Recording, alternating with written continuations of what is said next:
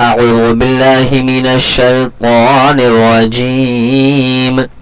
سورة البينة مدنية. بسم الله الرحمن الرحيم.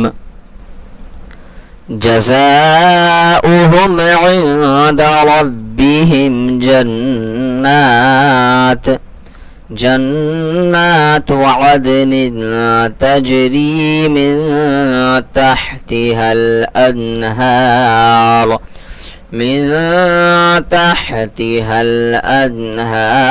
خالدين فيها أبدا.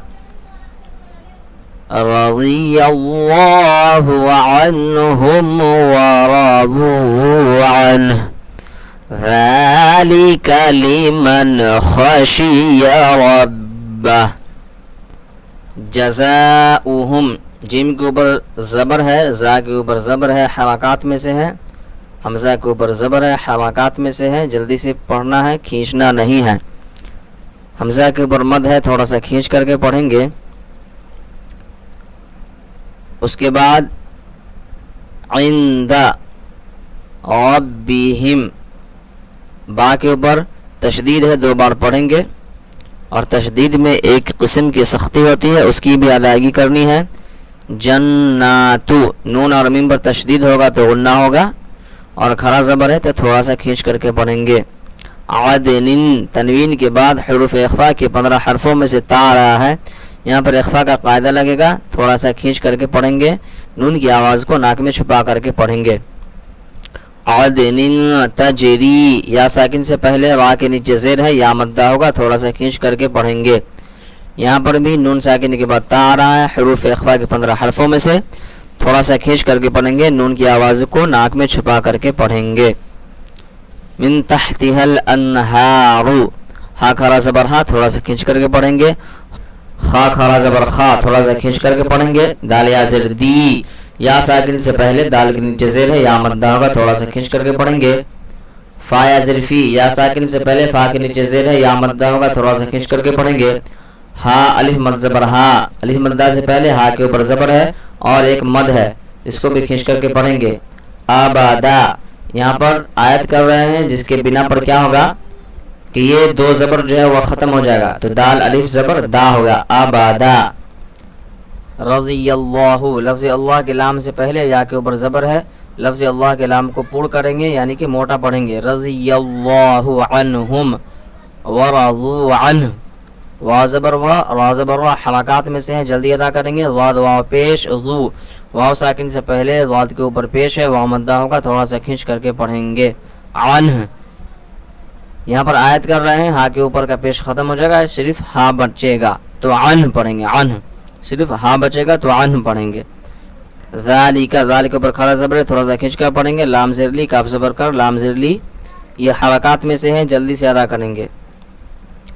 نون ساکن کے بعد حروف حلقی کے 6 حرفوں میں سے خا رہا ہے، اظہار کا قاعدہ لگے گا، جلدی سے نرم آواز کے ساتھ پڑھیں گے، کھینچیں گے نہیں، غنہ مدہ اخفا نہیں ہوگا.